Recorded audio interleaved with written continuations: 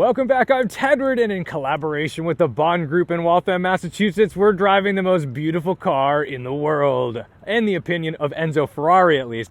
This is the 1971 Jaguar E-Type. I'm going to say Jaguar, because every time I say Jaguar, you get mad at me for mispronouncing it. But yes, the Jaguar E-Type. This is the coupe, and it's a Series 3. So, when Enzo said it was the most beautiful car in the world, he was referring to the Series 1 car, although not a whole lot changed. This shape is incredible, and in the Series 3 design, it only comes in a V12. The Series 1 and Series 2 had straight 6s, so this has a very unique sound.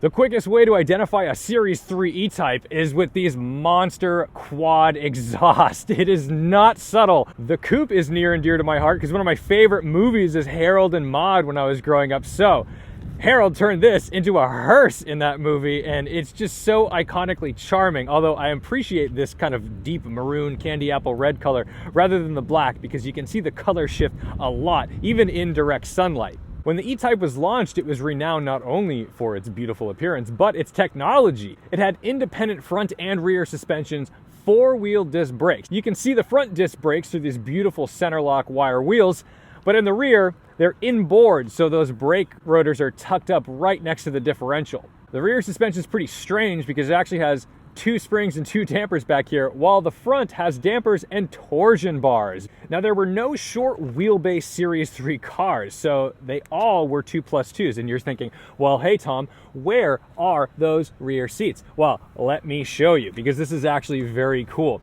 You could actually get more luggage space by folding this forward. If you want 2+2 mode, there you go, pardon my water. And to open the rear barn door hatch, you use that little guy right there.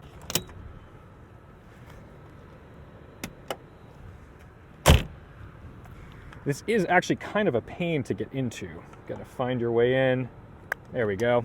Made for nimble little fingers, that's for certain.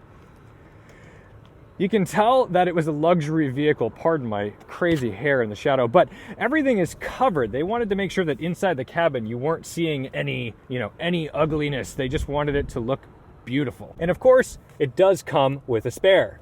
Just pop this guy off, and we've got access to our spare tire.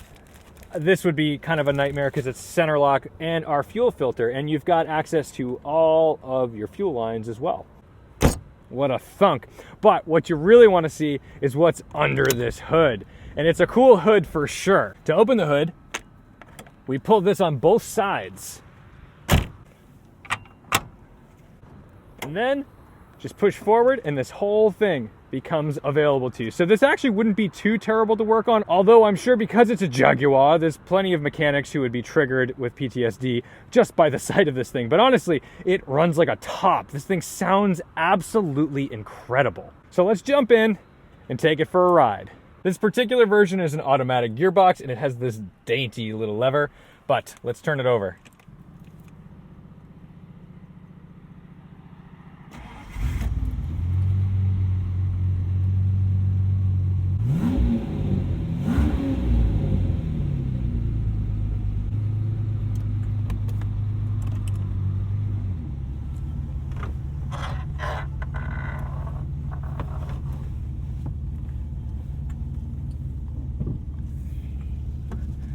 It definitely wants to get up and go up against those brakes, but my goodness, the steering, this has power steering as the Series 3 cars did, and it's so light, it's luxurious. That's the best way to describe it. I can imagine that people were probably used to some pretty rough steering cars back in the day.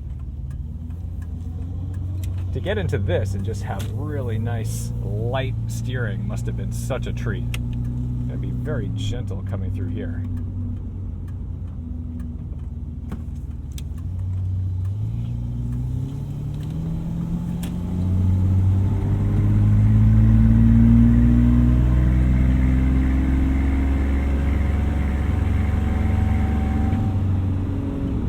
Despite the 70s automatic transmission we've got here, pretty impressive throttle response. And that's not full throttle. I'm not going crazy here because it's not my position to come and stress test this old Jag. But she is sporty. She cranks right along. And that's really the beauty of a big displacement V12. It's not necessarily like winding out your red line, it's that you can just waft along on the torque way down low.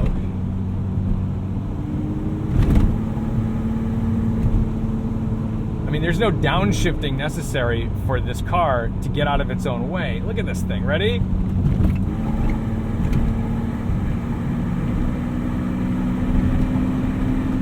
It's got 4 Zenith carburetors on it, so, you know, there's plenty of tunability to make sure it's breathing okay. It genuinely feels like you're driving on a cloud. This is so luxurious. I love the cabin too, because there's tons and tons of visibility out of this thing, although I don't have a passenger side mirror, which might come in handy. This driver's side and this guy's doing me just fine. I've got to say, I'm very confident in these brakes. This is like easy to drive. Sometimes you get into some older cars and the brakes can date it. I mean, sure, maybe a transmission dates a car, but you don't want the brakes to date a car, because that can be very scary.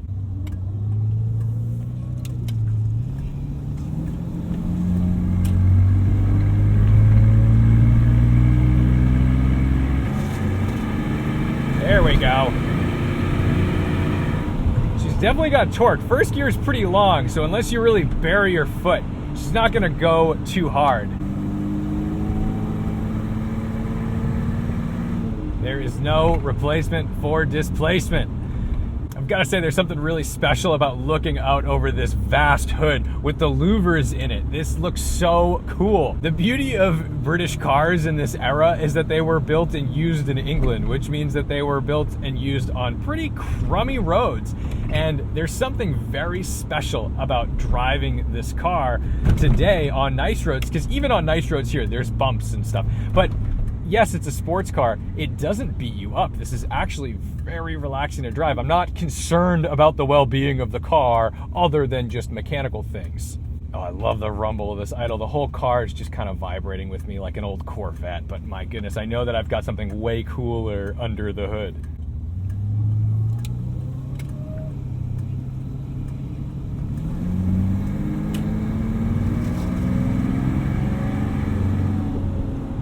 Getting a little warm in here, but I'm thankful this has roll down windows, because, you know, a British car with more electronics is never something you need.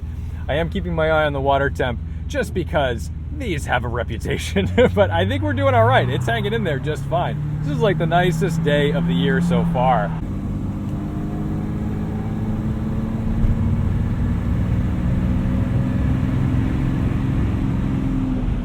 I love watching old vintage racing with Jag E-types. They just look so incredible cranking around a corner.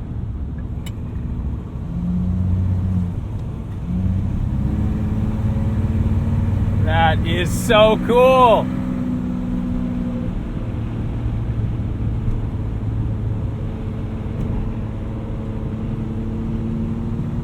We've not only got to take the pothole line, but we've got to take the photography line, because we can't get it wet. I've still got to take photos of this thing. If we hit a puddle, I'm gonna add a lot more work to my job. Is that a C63 ahead of me? That looks like Will Thibodeau, Cars of Mass. Let's see what's up with this. I think we found a friend. Oh. This thing looked good, huh? Yeah, I'm gonna turn around here. Just follow me up.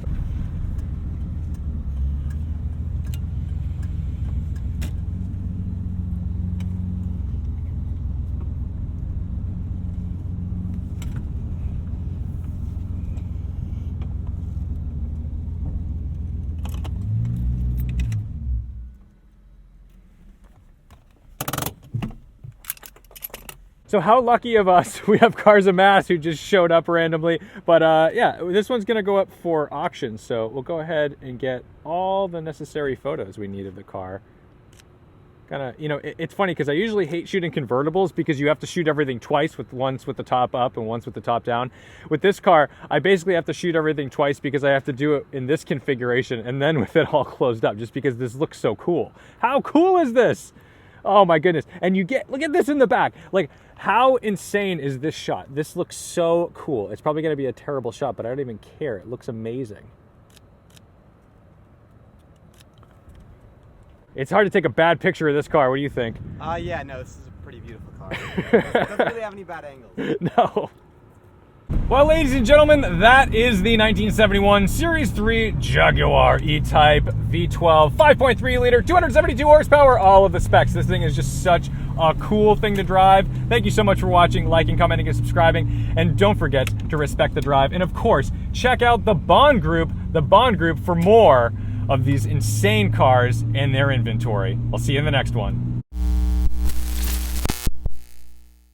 You'll also notice that these rear windows pop out so you get some nice fresh air for those rear passengers or just to get some more flowing through the cabin.